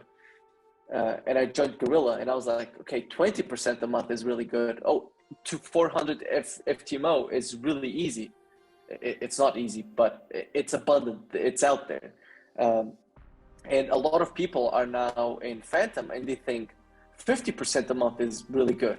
100% a month is really good. And I don't blame them, because that's what it's going to get them those results. Because if they think, oh, if I can't do more than 10%, what do you think is going to happen? As soon as you get 15%, your mind is going to be so uncomfortable, because it's going to be like, oh fuck, I'm running 15%. I can only do 10, right? I think I can only do 10. And then you start taking trades, shitty trades, and they're losses. Ah, there you go. I knew it. You can only do 10%, see? And when you really look at it, it was just your limiting belief into, yeah, I can only do 10%, that made you, because when you have a comfort zone, you have comfort, you are uncomfortable above and uncomfortable below. So if you think, oh, I'm comfortable with between 5 and 10%, if you have a negative month, you're like, oh fuck, I had a negative month. But if you have 12%, you're like, holy shit, this is a lot. I'm not used to this. And then you go back and you're like, oh yeah, there you go, 5 to 10%. That's what I like. So if you really break that, and you do not set yourself limiting beliefs. That's why I said to you when we talked about November and the Guerrilla party, and you said, like November is notoriously slow. I don't really care. I just trade what the market gives me. I don't think the month is slow. It's whatever happens. It did prove itself to be a slow month. That's true. But I don't like when people say, oh, November is normally a negative month, or oh, December is really slow. Oh, Q4 is very slow. Why? Because it builds an image in your head, which you are then going to project onto the charts. You're going to be like, yeah, that's not a trade because it's November and it's a slow month. So yeah. I'm very careful with the beliefs that I set myself. And that's why what I try to tell other people too is be very careful with your own beliefs. Yeah, no, I completely agree. You're absolutely right. So I think I would definitely second that. Like, even when, you know, we always, even motivational videos and videos we watch, like with Jordan Peterson and stuff, like, you know, when you get to a stage where you start incorporating not only affirmations, but visualize and really believe in yourself that, you know, there is no limit to how much money you can get. There is no limit to how much funding you can get. And you have these limitless and abundance kind of mindset, okay? One of the things that I do want to let people know also is that there will be days when you're just like, F it all, like literally F it all for a day. That's okay, because again, like just like the world, you have day and night, you got sun, you got rain. You will have those days where you're just like, F it, like I don't even care about anything. That's cool. Believe me, I've got that. Like my subscribers know that I am very, very positive. I do look up, do visualize, and do all these things. That's fine. There's very rare occasions when I'm just like, I'm just tired. Like I just need a break, and that's okay too. So you know, you don't just want people to know that you don't have to be 100% like, hey, this is what I believe. This is what I believe. This is what I believe. Because sometimes, you know, you will get hit, and you will get hit hard. But you know, it's about saying, okay, hey, take your day to let yourself be hit hard. Come back the next day and keep believing, because that is what will bring you up. And you're absolutely right. One of the things I want to tell people as well is that, you know, when it comes to funding, we always say, even in our community, is that funding is a stepping stone. The reason why it's a very clear stepping stone is, like you said earlier, is that you will have these people out there that are not only billionaires, they have a lot of money, but they're not going to just sit on their accounts or have it as unrealized profits. Like, they're going to be looking to do something with that money. Like, there's no point them like having billions in their account and just doing nothing, right? So they will be looking to invest in people, right? So to me, like, the hardest journey of trading is the beginning. Like, also the prop trading journey is very difficult. But once you're past that and you become the asset, it becomes very, to me, very, very easy. Like, and I genuinely mean that. That's my kind of perspective. People will say, for example, when you're trading larger funds, it's going to be harder. You may have that perspective. I don't believe I would, because by that time, not only have I'm telling myself I've been through the more difficult stage, but also number one, I don't need to worry about drawdown and losing accounts. That's number one worry off. But number two is that I've built myself into the asset. I've been doing this for a long time. It's kind of like I mentioned Floyd Mayweather quote earlier. Floyd Mayweather also used to say that, he came from a very poor background. His making his first 100 grand was like the most special to him. And then after that, he makes 50 million checks, 20 million checks, 100 million checks. It doesn't mean anything to him. He gets that easy. It doesn't mean much. But the first 100 grand he made was tremendous. So this is what people got to realize, is that the beginning stage is the most difficult. So keep going through it. And once you've gone through that, even past your 400K or 800K, whatever it is, if you've got 2 funded accounts with FTMO and My Forex funds, honestly, after that, you will get people that want to put 8 figures, 9 figures into you, for sure. And there are people out there that are like that. And you've got to have that mindset to meet those people. And they are, trust me, like even for me, I believe that. And I've started to be in contact with people that are linked to that. So, and that's only from my belief. Back, if you asked me that a year ago, I'd be like, I'm a boy from like South London. I don't know who's got that kind of cash around, like able to give you like 9 figures or 8 figures. But it's there. It's there. And the only reason why I've like come into contact is just my belief. So, like you say, absolutely right. Like anyone taking any message from this is that, for like Raphael's a great example, and myself, is that keep visualizing, have the abundance mindset. It will come.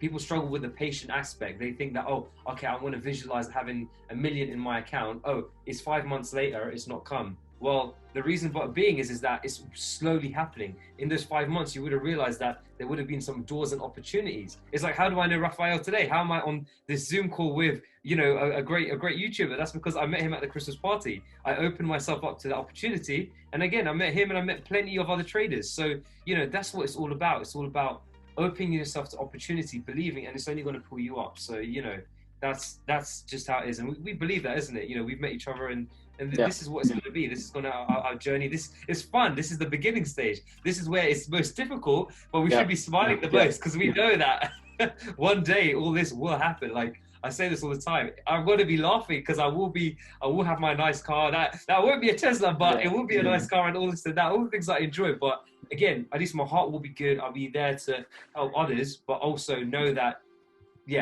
tough times don't last, tough people do. And you've got to go through that process to have what you want. So absolutely. And you will flash your Lambo. Oh man, we saw that Lambo. To be honest, man, it's funny. I mean, like Lambo's been. It's funny. People are like, oh, when I hear people talk about Lamborghinis, they're like, oh, it's kind of like a very, it's too flashy or it's too noisy, and people don't really like Lambos for some reason. The reason why I like Lamborghinis is because since I was very, very small, I was given a toy car, and that was I've got it here actually. It was a Lamborghini. So I got this toy car, this one here, when I was a kid. So for me, like, this has a lot of meaning for me. The fact that I got this as a kid, like my very, very first toy kind of car, is why like I'm very much Lambo orientated. But that's why I love that car, and I love the shape. I love everything about it, but nothing else. It's not to say, oh, I'm being arrogant or this and that. Some people really do dislike people in Lambos, but for me, that's the reason why I like Lambos. So yeah, I probably would be flashing it a bit, just to make my cocktails a bit better than they currently are. But at least, at least I would know, like, hey, I went through the tough times that we talk about now in this call, and yeah, it will happen one day. So yeah, that's the reason why I like my Lambo anyway. So yeah, I think Lamborghinis depends on why you are buying the Lamborghini. For example, you're buying it because you always wanted one since you were a kid. But some people buy it because it's like, it's gonna attract the girls, like everyone's gonna like me and so on. That's two different things. For example, I'm not a big watch guy, but I know people that like they really love the science behind the watch, and that's why, like, if they buy a Rolex, I know that it's not to flex on people. Oh, I have a Rolex, it's because they genuinely like the engineering of the watch. And that's what's with me in Teslas. That's the exact same thing. I just have a huge passion for the company and simply everything. And yeah, it's not about the car itself. I think it's about the person in the car and the reason why they bought the car. Because like you see it on Instagram, a lot of people that do have those cars, but can you really afford it? Like, what are you trying to sell? And yeah, then you have highly successful people that are low key, but they like a Lambo, so they buy it. And it's like, yeah, please live your life and love it. And yeah, it's just do whatever you want for the right reasons. And the wrong reasons, fuck it. Like everyone is kind of like, I would be, how do you say it? I would be a hypocrite if I said that I do not do things for other people. Of course I do. Like, it is what it is. It is, yeah. But no one's perfect. There are certain things. Yeah, but there are certain things that you can really dig a little bit deeper into the reason why you are doing them, but don't do it too much. Like, I've done it way too much, and it's just a black hole that you pull yourself into. So yeah, just live your life and enjoy it. Exactly, that's absolutely that's right. My message. Exactly, yeah, that's it. You gotta live your life like that. It's funny when you mention that, because to me, it's funny when you mentioned the Lambo. I've heard like people have all different opinions to the Lambo and say why Lambo. For me, it's like you heard, like I've loved it since I was a kid, but I couldn't care less what anyone thinks about the things I buy or the way I live. Like, unless it's affecting the closest people around me, I do not care. Like, I want the things that I want in my life because I made a decision, and that is my purpose. Like, that's what you got to have. You don't want to, like we said, you don't want to buy a car to flex or for girls and this and that. Like that, if that's your reason, that's fine. But for me, like all the things that I want have quite a deep root. So I just accept that, and I guess that's just my purpose and that's my goal. So that's it, and that's where we live. So it's kind of like, try not to, I think people watching this, you will see people live very different lives, and it's easy to judge. Believe me, I've done that when I was a bit younger, judging people like, oh, they've got this, they've got that, or people are flashing all sorts of fancy clothes and this. Like, at the end of the day, it doesn't matter. You got to ask yourself, what do you want from your life, and chase that. And that's the most important thing. Like, that's you ain't gonna be in your life here to complain about other people wearing fancy clothes, fancy cars, fancy Rolexes, Lamborghinis because they want women. And no one, like, it doesn't matter what you think. Like, it only matters about that person and what they want to do in life and what you want to do in your life. Like, that is all that matters. So look at yourself, look at improving at yourself. Forget what anyone else wants to do. I know there's people going to be watching this. They'll probably have a lot of comments saying, oh, I disagree with this, but I agree with this. Oh, this is a good point, but this is a bad point. Again, there's no right answer, completely up to you. These are all opinions that we're sharing. But at the end of the day, you got to decide what is good for you. And that's what we've established as traders. Traders is a game where you're consistently improving. There's no upper limit, which is why we love it. But of course, we know that makes ourselves a better individual, and we know we're working towards a goal, but ultimately at the fundamental is that we have a purpose for it, and our purpose is very solid and very there. So again, that's, I guess, probably another key takeaway message from this call. Like, to anyone that's watching, I do always want people watching, like, not only me, but the calls I'm with and the people that I've met, like, such as Raphael, to of course take value and be the best they can be. That's what it's about. So like, there's still one thing that I want to touch on, which is, if you are buying things for someone else, you'll be surprised of one, how much people don't care. Like, because it will become normal to people. Like, I'll have a Tesla, people will be like, oh, what the fuck, what is a car? And then it will become normal for me to have a Tesla, and then no one cares anymore, and I'm just a guy with the Tesla. Now, if I don't love it, I'm going to be like, what the fuck? Like, I thought people care. But if I love the car, I'm like, yeah, there you go. There's my Tesla. Fuck yeah, let's drive to the coffee shop. Yeah, exactly.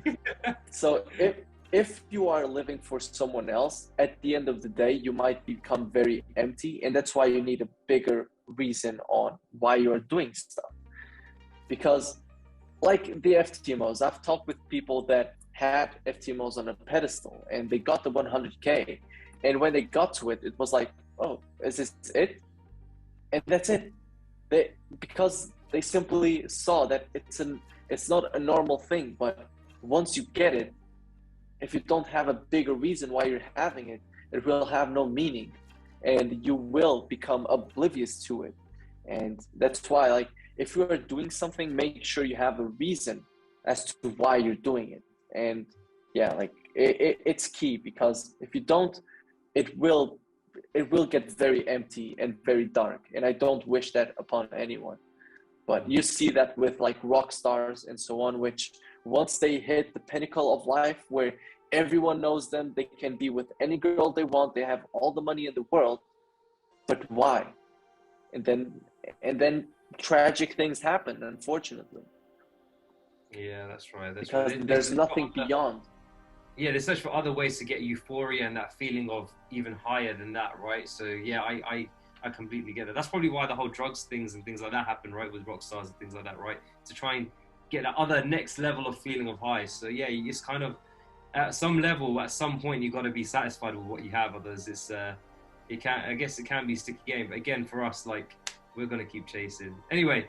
Rafael, man, it's time to wrap this up, man. We've done such a good video here. I think this is going to be so good. This has probably lasted for just under 2 hours, man. I know it's like I've got a few things to do now, but man, this has been an amazing call. Like, of course, but anyway, I didn't even explain on this call like how Rafael met. Like, I'm sure you mentioned like we met at a Christmas party, which is part of our community, Guerrilla. And obviously we got along and we met a ton of different traders there. We obviously saw our mentor and yeah, we just had a great night. We ended up going out together after. We spent a little bit more time after and we just had a lot of fun. So, you know, again, like anyone watching this, I guess this is also another proof. Like I said earlier, like I've come from a very specific kind of background and I've ultimately believed that, hey, not only will I have the money and things like this, but also have a network, a good group of new friends. And of course, this is what has attracted me to it. Like I said, been to an Xmas party, met Rafael again. Like you guys know, to start YouTube, of course, this is on YouTube, and I met another great YouTuber who's obviously more successful in the YouTube game than me currently, and he's doing so well. Like, and depending on how you define success,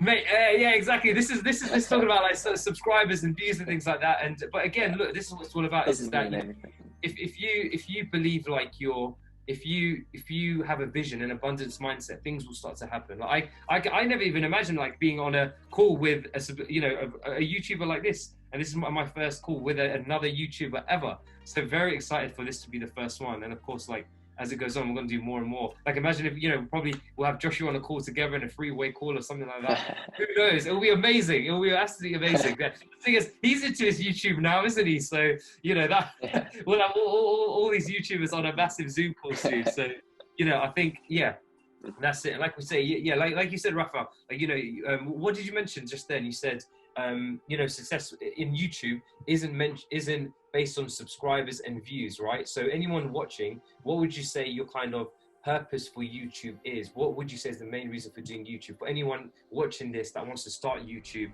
and understand, what would keep you in the YouTube game for long? Like what is your purpose behind YouTube? It's funny, that's a good question, because I saw a video not long ago, a really old video of mine. And I said that I was doing this because if I can help one person, I'm happy. And like, I like, my goal is really to just be very transparent. And that's why I do the honest reviews. And that's why I backtest live. And that's why I try to be as blunt as possible. Could I be fake and get more affiliate commissions, more whatever, like more money? Of course, I could rent out a car and get more views like that, but I want to make it as like real as possible, because it gives people a real expectation of what being a trader is. And that was my goal, was transmitting something real.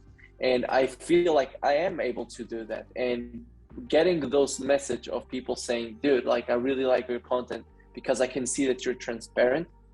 I love to hear that. And that was my main goal from the beginning. It's being transparent.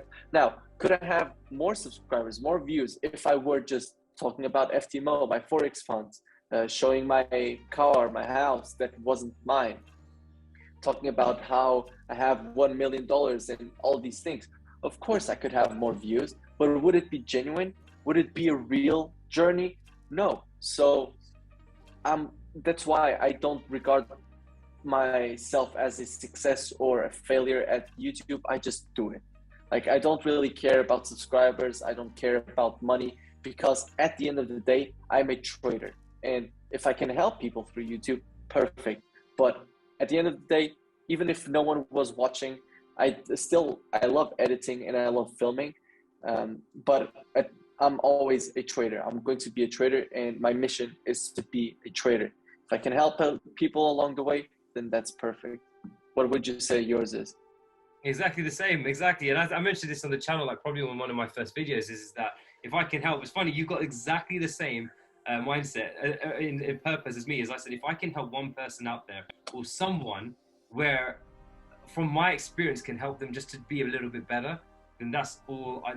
That's perfectly done. And I think that's what to me, like, my channel is already a success. It doesn't. You can say that, okay, it's only 1K subscribers or this and that, but to me, like, the 97% of comments that I've received has been positive. Like, very, very few comments have been negative, and a lot of people, and I'm mentoring a few people, which is absolutely great. So, positives have come from YouTube, and people are taking the value that I'm giving them. They are seeing that, hey, all right, trading is not just a get-rich-quick scheme. It obviously is, there's psychology, there's going to be losses, there's going to be tough times, but this is real, like we said. So again, same purpose as you. It is just, I guess this is funny because, we are both YouTubers that are not here to get the views and the subs. We're here because we come from that kind of humble beginning of saying, okay, we've made progress in trading. Can we help that other person out there that is looking for that progress? Because I think I was in that same position. So, if you start trading and you can see, okay, you can make money off this, but you want to make money consistently, you really want to find that key to that lock and really be able to be consistent, then there's people like us that would be providing them with values to help them bring that level, give them that little ladder to get up that level a bit higher, and that's what it's about. So even reflecting back, like I don't think I've met any of my any people that have commented on my channel in person, but I just know that I've helped someone out there, and that's that's good with me. So I think and then that's probably why channels grow, because we come from the humble beginning, stay like that, and that's a good basis, at least at the very least, to start off with, and we can grow from there. So yeah, exactly the same. Yeah. Anyway, right. People know when you're genuine. Yeah, exactly. People see that from your videos. Like, people also know when you're being fake. I think people watching this, you guys can very clearly see between the videos that you're watching us now versus other, like, kind of, what do you call it, MLM schemes, like schemes where you've got these kind of people where are just very clearly in a very big house and saying, hey, with sunglasses, I trade Forex, right? Oh yeah, we got a Maribozu here, yeah. Like, it's very obvious where the fake people are versus where the real people are. And I think people should definitely be watching the real people more. It might not be as interesting because you're not watching glamorous houses and cars, but it will help you in the long term more. So yeah, it's quite funny to watch those kind of videos. But but do be careful with that, because those people do, like, ask for investments and things. Do not give your money out at all to anyone. Like, it is quite funny to see this kind of people. But anyway, right, Raphael, we're gonna wrap this up, right? It's been 2 hours. This is definitely gonna go on YouTube. I think this is gonna help a lot of people. I think people are definitely gonna enjoy watching this. But again, like, honestly, been a pleasure speaking to you. Raphael's, to me, is a great friend. I met him at the Xmas party, and this is where our relationship begins. And we're still very, very good. We've got good foundations, good basis, and again, it's going to be interesting how I watch Raphael's journey, and he's obviously going to be very interested to see how we grow. But yeah, hoping to see you, man, at the next party or whenever you're down in the UK next. Do let me know, because I will. I'll message you. So yeah, absolutely amazing. Is there anything else you wanted to say to anyone else watching out there? No, man. I think that's it. Like, be happy, follow your dreams. As cliche as this is, just fucking do it. Like, you'll be much happier that way. That's exactly it. Amen to that. Right, I'm just going to end the recording. But anyways, anyone watching, hope you enjoyed this one. Peace.